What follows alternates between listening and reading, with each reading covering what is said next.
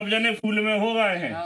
अपन एक वोट फूल में दे हैं तो ते एक ईंट लग है राम मंदिर में पुण्य लग मिलने।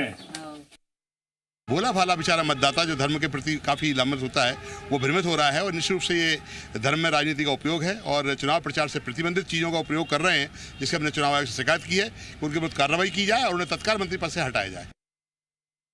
देखिए, चुनाव आयोग में कितनी बार भी जाएं, लेकिन इनको ये मालूम होना चाहिए कि फिलहाल में कोई चुनाव आचार संहिता नहीं लगी है और भगवान राम का जो विषय है वो जनता की आस्था से जुड़ा हुआ विषय है और भारतीय जनता पार्टी का जो भी कार्यकर्ता होगा इस बात को जानता है कि भगवान राम की जो राम राज्य की परिकल्पना थी वो मध्य प्रदेश में पूरी तरीके से स्थापित हो रही है। कांग्रेस पार्टी अपने गिरेबान में झांके कि भगवान राम के मामले में किस तरीके से राजनीति उन्होंने करी थी और किस तरीके से गलत एफिडेविट देकर भगवान राम की स्वीकार्यता ही खत्म कर दी थी। और इसी पर ज्यादा जानकारी के साथ सी मीडिया संवाददाता विवेक पटैया हमारे साथ जुड़ गए हैं। विवेक, ये मामला चुनाव आयोग तक पहुंच सकता है। कांग्रेस इसके लगातार प्रयास कर रही है कि चुनाव आयोग इसको लेकर संज्ञान ले और कोई कार्रवाई भी की जाए। हालांकि इसके पहले भी बीजेपी के जो तमाम मंत्री हैं, जो आचार संहिता से पहले ही इस तरह की जो बातें निकलकर सामने आ रही है उसमें इमरती देवी भी शामिल थी, लेकिन अब ये मामला गोविंद सिंह राजपूत तक भी पहुंच गया है। कांग्रेस के अगर हम तर्क की बात करें, क्या तर्क कांग्रेस दे रही है और क्या कह रही है, किस तरह से इस पूरे बयान को, इस पूरे वीडियो को कांग्रेस गलत बता रही है? तो वहीं बीजेपी हालांकि बचाव जरूर कर रही है।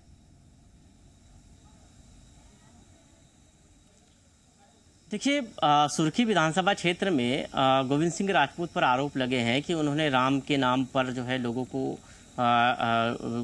उनके भ्रमित करने का प्रयास किया, वोट मांगने का प्रयास किया। ये आरोप कांग्रेस ने लगाए हैं। चुनाव आयोग में शिकायत भी की है और कहा है कि यदि आप एक वोट जो है आपका यदि कमल के फूल पर आएगा तो वो ये समझिए कि राम मंदिर में वो निर्माण कार्य में वो लगे गए। तमाम आरोप जो है कांग्रेस के नेता जेपी धनोपिया ने चुनावी शिकायत में किए हैं। आज चुनाव कार्यालय जाकर उन्होंने शिकायत की है पूरे मामले की। वहीं बीजेपी ने भी इसका बचाव किया है। लेकिन सबसे बड़ी बात यह है कि राम के नाम पर जो है पहले भी ये अंदेशा था कि मध्य प्रदेश में बीजेपी हो या कांग्रेस सियासत जरूर करेगी और वही हुआ। जिस तरह राम मंदिर का शिलान्यास हुआ और उसके बाद मध्य प्रदेश में चुनावी कार्यक्रम में इस पूरे राम मंदिर और राम मंदिर के शिलान्यास को क्रेडिट के तौर पर बीजेपी ने और कांग्रेस ने आपस में लेने की होड़ मची थी पिछले दिनों। और अब जो है वो चुनावी क्षेत्र में भी ये देखने को मिल रहा है कि गोविंद सिंह राजपूत अपने क्षेत्र में मतदाताओं से ये सब कुछ कहते हुए नजर आ रहा है। तमाम यात्राएं निकल रही है और ऐसी स्थिति में अब जो है इसको धार्मिक रूप देकर जो है कांग्रेस कह रही है कि इस पर तत्काल रोक लगनी चाहिए और गोविंद सिंह राजपूत पर कार्रवाई होनी चाहिए। मतलब अब देखना होगा कि चुनाव आयोग क्या करता है। हालांकि बीजेपी ने साफ तौर पर कहा है कि फिलहाल कोई चुनाव आचार संहिता नहीं लगी है और अभी फिलहाल ऐसी स्थिति में कांग्रेस भ्रम फैला रही है। लेकिन आचार संहिता के पहले भी अगर इस तरह से वीडियो वायरल होते हैं जिसमें ऐसी बातें कही जाती है कार्यकर्ताओं के द्वारा भी, मंत्रियों के द्वारा भी, तो ये कहीं ना कहीं बीजेपी की परेशानियां बढ़ाने वाली बात है। इससे एक अच्छा संदेश जनता तक नहीं पहुंचेगा और ये शायद बीजेपी मानेगी भी। हो सकता आने वाले समय में एक हिदायत भी अपने कार्यकर्ताओं को और अपने मंत्रियों को, नेताओं को दे, ताकि वो जब चुनाव प्रचार करने के लिए पहुंचे तो कुछ ऐसा ना बोले जिसका वीडियो वायरल हो और फिर कांग्रेस उसका फायदा उठा सके। निश्चित ही कांग्रेस चुनाव आयोग पहुंच चुकी है और अब देखना होगा कि चुनाव आयोग इसमें क्या कार्रवाई करता है और यदि कार्रवाई होती है तो बीजेपी की और खासकर गोविंद सिंह राजपूत की जो है मुश्किलें बढ़ सकती है, क्योंकि राम या धर्म के नाम पर या किसी भी के चुनावी एजेंडे में धार्मिक भावनाओं को प्रयोग करना जो है चुनावी आचार संहिता का उल्लंघन माना जाएगा और ऐसे में चुनाव आयोग कार्रवाई भी कर सकता है। लेकिन चुनाव आयोग अभी कार्रवाई करने के लिए बाध्यकारी है या नहीं है, क्योंकि भले ही उपचुनाव क्षेत्र है, चुनाव संभावित है, लेकिन चुनाव की तारीखों का ऐलान नहीं हुआ है और वहां पर आचार संहिता प्रभावी नहीं है। ये बीजेपी का तर्क है और बीजेपी यह कहकर अपने नेताओं का बचाव भी कर रही है। लेकिन नेता अपने वोट बैंक के लिए, अपने वोटों को प्रभावित करने के लिए किस हद तक जा सकते हैं, वो सब कुछ हथकंडे अपनाएंगे और अपनाते हुए दिखाई भी देते हैं। चाहे चुनावी राजनीतिक पार्टियों की बात करें चुनाव के समय में, चाहे वो राम के नाम पर हो या फिर मंदिरों में जाकर वोट मांगने की बात हो, सब कुछ प्रपंच और सब कुछ करते हैं और जनता को भ्रमित करने की कोशिश भी करते हैं, जिसमें बीजेपी हो या कांग्रेस, दोनों एक दूसरे पर लेकिन लगातार ये मुसीबतें बीजेपी की ही बढ़ती नजर आ रही हैं। इसके पहले इमरती देवी का वीडियो सामने आया था और अब गोविंद राजपूत के लिए जो कार्यकर्ता वोट मांग रहे हैं उनका वीडियो सामने आ रहा है। ये कहीं ना कहीं बीजेपी की मुश्किलें बढ़ा सकता है और ये बीजेपी के नेता बहुत अच्छे से जानते हैं। हालांकि अभी बचाव कर रहे हैं, लेकिन उनको भी पता है कि ऐसा करने से हो सकता है कि जनता के बीच भी अच्छा संदेश ना पहुंचे। तो वहीं बीजेपी अगर इस तरह से ही हथकंडे अपनाती रही तो कांग्रेस को बैठे बिठाए मुद्दा जरूर मिल रहा है लगातार। ये बीजेपी को सोचना भी होगा। बहुत धन्यवाद तमाम जानकारी के लिए। फिलहाल विवेक। वहीं मंत्री इमरती देवी पर आपत्तिजनक बयान देकर फंसे कांग्रेस प्रत्याशी सुरेश राजन ने अब सफाई दी है। उन्होंने कहा है कि उन्होंने किसी महिला का अपमान नहीं किया, लेकिन उनके बयान से अगर किसी को ठेस पहुंची है तो वो उसके लिए क्षमा मांगते हैं। उन्होंने आरोप लगाया कि उनका बयान तोड़ मरोड़ कर पेश किया गया है। पहले तो इमरती देवी से ये पूछो कि काय के रिश्तेदार है, कौन सी बेटी मेरे बेटे को ब्याही है उनकी।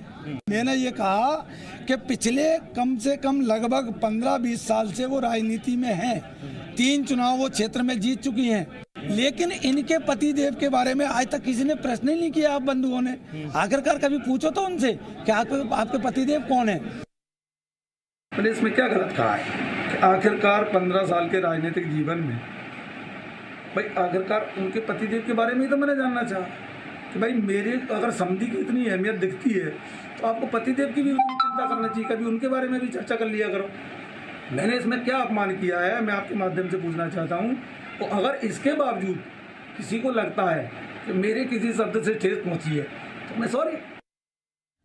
मध्य प्रदेश में होने वाला उपचुनाव बेहद दिलचस्प हो चला है। वार पलटवार आरोप प्रत्यारोप का दौर तो जारी है ही। अब चुनावी मैदान में 2 पुराने दोस्त भी आमने सामने होंगे। जी हां, पूर्व सीएम कमलनाथ अब सिंधिया के सामने उनके अच्छे दोस्त सचिन पायलट को खड़ा करने की तैयारी कर रहे हैं। उन्होंने पार्टी आलाकमान से सचिन पायलट को एमपी चुनाव के लिए स्टार प्रचारक बनाने की मांग की है। दुनिया जानती है कि सचिन पायलट और ज्योतिरादित्य सिंधिया की अच्छी दोस्ती है। ऐसे में कमलनाथ की रणनीति उपचुनाव में सिंधिया के सामने सचिन पायलट को प्रचार के मैदान में उतारकर फायदा लेने की है। सचिन पायलट के प्रचार करने से गुर्जर बाहुल्य सीट पर कांग्रेस को फायदा मिलेगा ही, बीजेपी और सिंधिया की परेशानी भी बढ़ सकती है। तो वहीं इस पूरे मसले पर बीजेपी कह रही है कि जिस नेता को कांग्रेस ने राजस्थान में बेइज्जत किया अब उसी को चेहरा बनाने को मजबूर हो गई है। दूसरी तरफ कांग्रेस सचिन पायलट को तुरुप का पत्ता मान रही है। आईसीसी ने प्लान किया है कि यहाँ पर सचिन पायलट जी को भेजेंगे चुनाव प्रचार प्रसार के लिए।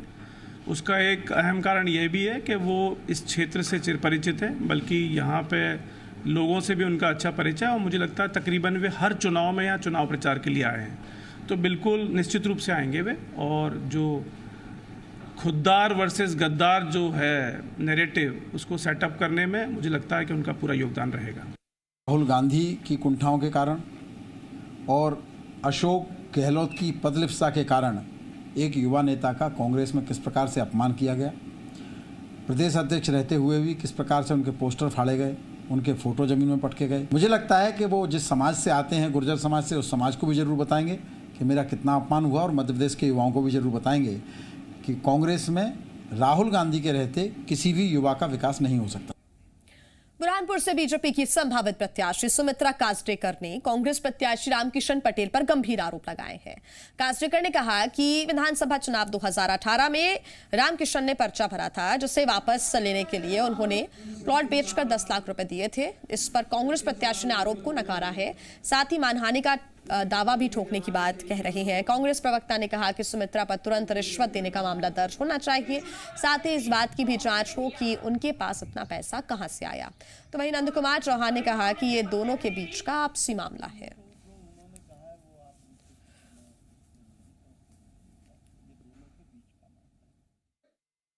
ये बिल्कुल सत्य है। जैसे मैं पूर्व कांग्रेस से चुनाव लड़ रही थी और रामकिशन पटेल भी आपको जानकारी में होंगे, वो भी दावेदारी कर रही थी और मैं भी दावेदारी कर रही थी, और हमने खुद स्वयं पूरा कांग्रेस के संगठन साथ में थे।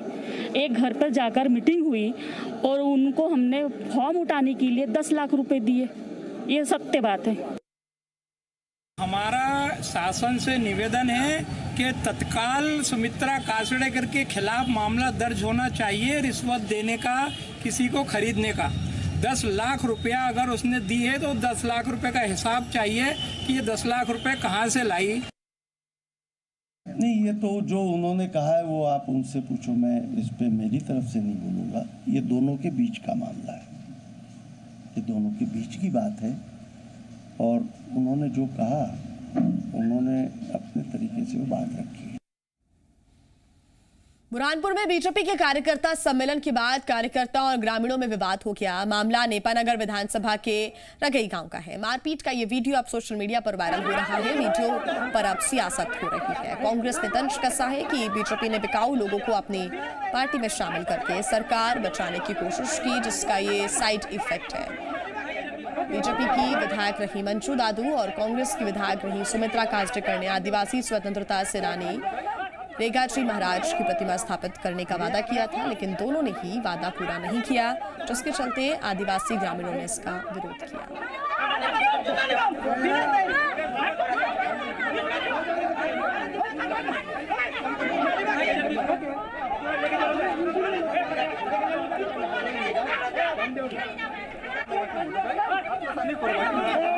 ट्राइबल एरिया में शराब पिए हुए लोग रहते हैं और इसलिए वो आपस में लड़ रहे थे और गांव के लोग उनको समझा रहे थे। सुमित्रा काछड़ेकर के समय में रेंगा कोरकू की प्रतिमा खड़ी करने का कमलनाथ से सुमित्रा काछड़ेकर ने कहा। काछड़ेकर जी की वो बात कमलनाथ ने नहीं मानी, इसलिए काछड़ेकर जी ने कांग्रेस पार्टी छोड़ दी।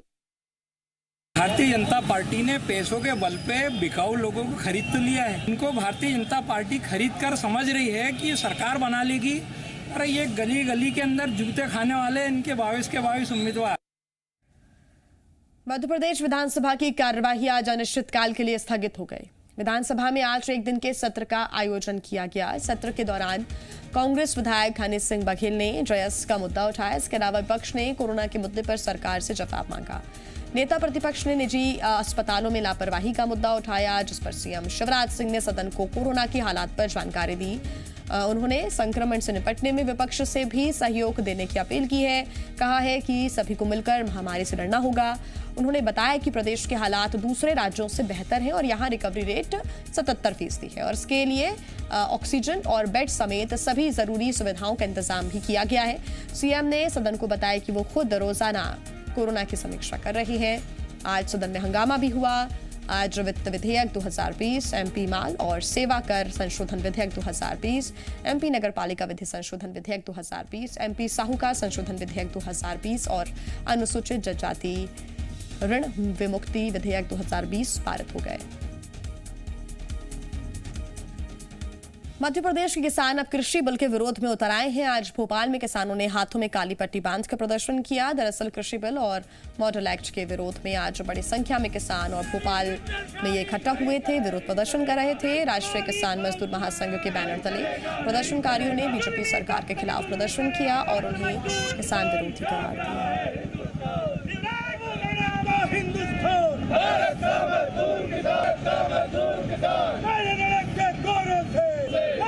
भंडार भरेंगे लेकिन कीमत पूरी नहीं करेगी।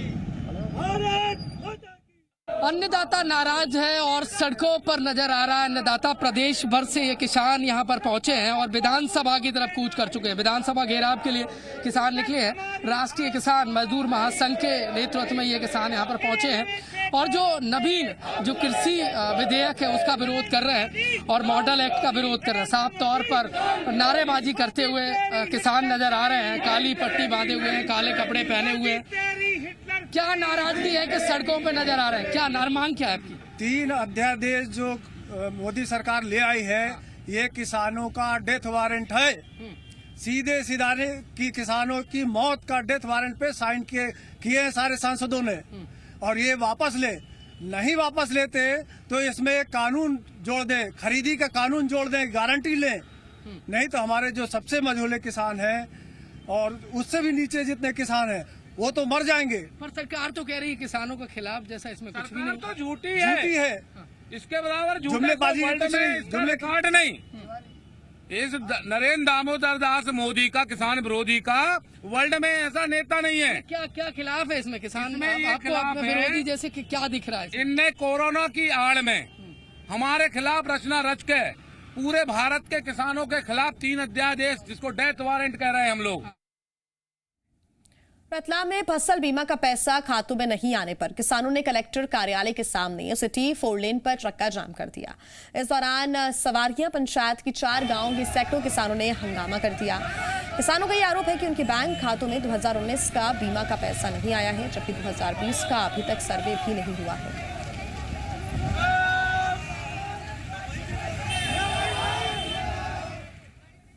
और इसी बड़े मामले पर बड़ी बहस देखिए आज शाम 8 बजे आपकी आवाज खास कार्यक्रम।